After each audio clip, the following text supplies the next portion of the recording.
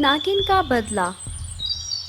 ये कहानी शुरू होती है शांतिपुर नाम के एक जंगल से, जिसमें दो बहनें वंशा और ईशा रहती थी। वे दोनों जंगल में नागमणि की रक्षा कर रही थी। दोनों बहनों में वंशा बड़ी बहन और ईशा छोटी बहन थी।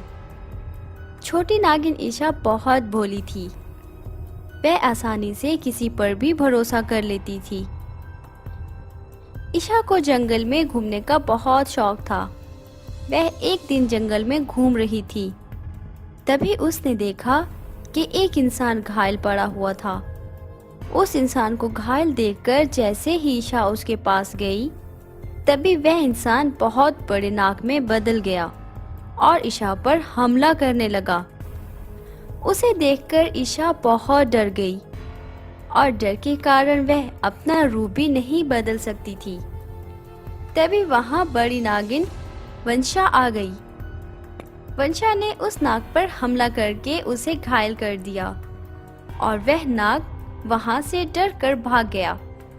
वंशा ईशा से बोलती है, मेरी प्यारी बहन, मैंने तुम्हें कितनी बार कहा, किसी पर इतनी आसानी से भरोसा नहीं करते।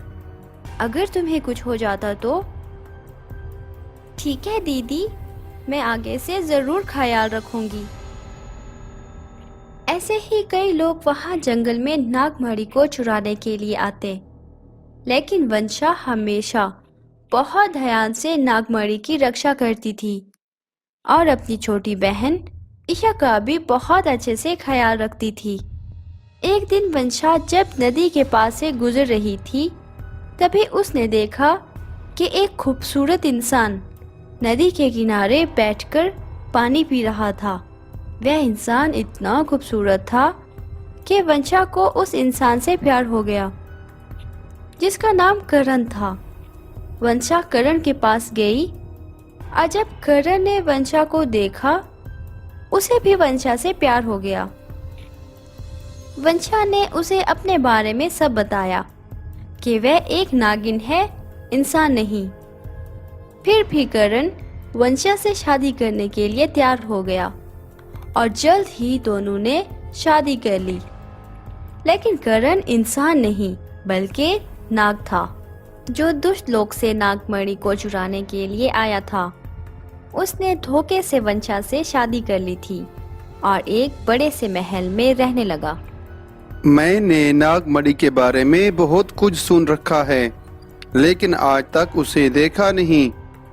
क्या मुझे एक बार नागमणि दिखा सकती हो? वंशा करण से बहुत प्यार करती थी और उस पे भरोसा भी बहुत करती थी। इसलिए वंशा ने करण को नागमणि दिखाई। जब वंशा ने उसे नागमणि दिखाई, तभी करण ने उसके हाथ से नागमणि छीन ली और एक दुष्ट नाग में बदल गया। ये देख वंशा पागल हो गई। उसे समझ नहीं आ रही थी कि क्या करूं। तभी उस दुष्ट नाग ने वंशा पर हमला कर दिया और उसे घायल करके नागमणि लेकर वहां से चला गया। जब ईशा वंशा से मिलने के लिए आई, तभी अपनी बड़ी बहन को घायल देखकर उदास हो गई और उसके पास बैठकर रोने लगी।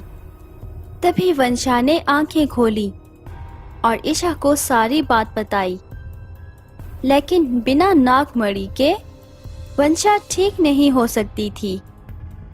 इसलिए ईशा ने उस दुष्ट नाग से बदला लेकर नागमणि को वापस लेने का फैसला कर लिया।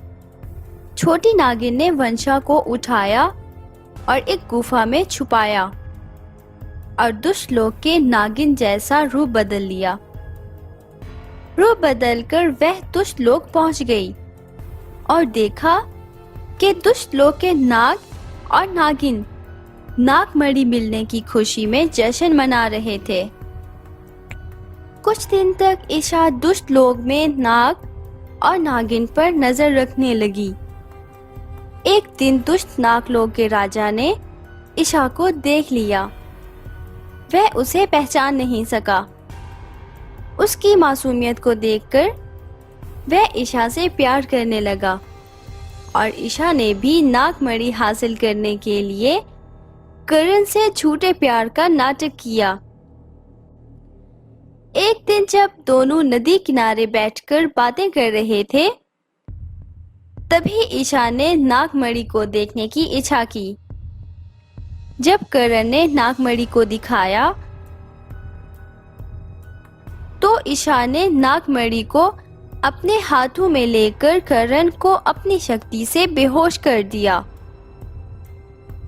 और नागमणि को गुफा में लेकर आ गई। ईशा ने नागमणि की मदद से वंशा को ठीक कर दिया और अपनी बहन को ठीक होता देखकर ईशा बहुत खुश हो गई। तभी दुष्ट लोक के राजा करण को होश आ गया। ईशा बहुत ही गुस्सा होकर करण पर हमला करने लगी, लेकिन वंशा ने ईशा को रोक दिया क्योंकि वह करण से सच्चा प्यार करती थी। ईशा ने नागमणि की मदद से करण की सारी शक्तियां खत्म कर दी थी, इसलिए वह उन पर हमला नहीं कर सकता था। ईशा की अच्छाई देखकर करण बदल गया और वंशा से माफी मांग ली और हमेशा साथ रहने का वादा भी किया। प्यारे दोस्तों, इस कहानी से हमें ये शिक्षा मिलती है कि किसी अनजान बंदे पर तुरंत भरोसा करना ठीक नहीं, वरना उसका अंजाम वंशा और ईशा की तरह हो सकता है। और हाँ, अगर आपको हमारी ये कहानी अच्छी लगी है तो हमारे चैनल को सब्सक्राइब करें और बेल के आइकन पर क्लिक करके ऑल पर क्लिक कर दें।